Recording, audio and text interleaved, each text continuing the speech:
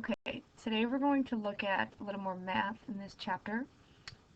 Yesterday we left off with the calorie, so what I want to draw your attention to is this conversion factor where it starts 1 calorie equals 4.184 joules for water.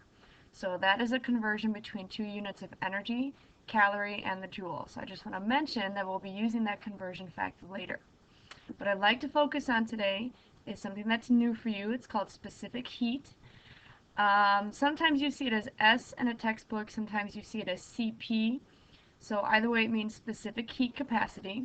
And what this is the amount of energy that you need to change the temperature of a substance by 1 degree. So it's not very much, but it is a quantity of energy. And if you take a look at my examples here that are color-coded, take a look at water. It's much higher than for the two metals listed, silver and gold. And the reason is that if you just think about metals, like if you're cooking on a stove and you have something in a pot, right, and it's a metal pot, that pot gets hot very quickly.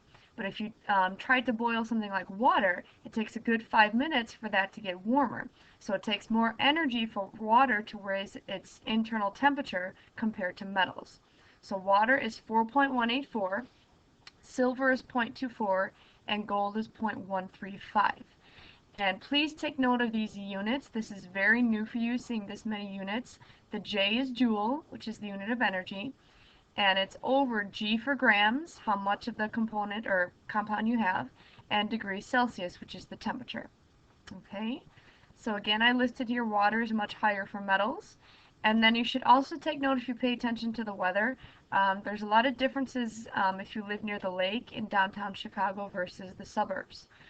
The lake tends to affect the weather changes, okay, and that is because of the water. It absorbs heat differently than just the plain atmosphere, okay.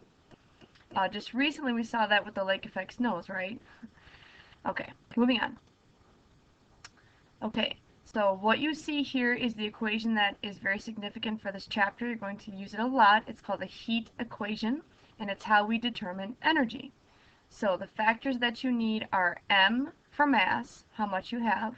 This triangle is delta, and delta T is a change in temperature, and CP is specific heat. And I did list these down here so you could see them.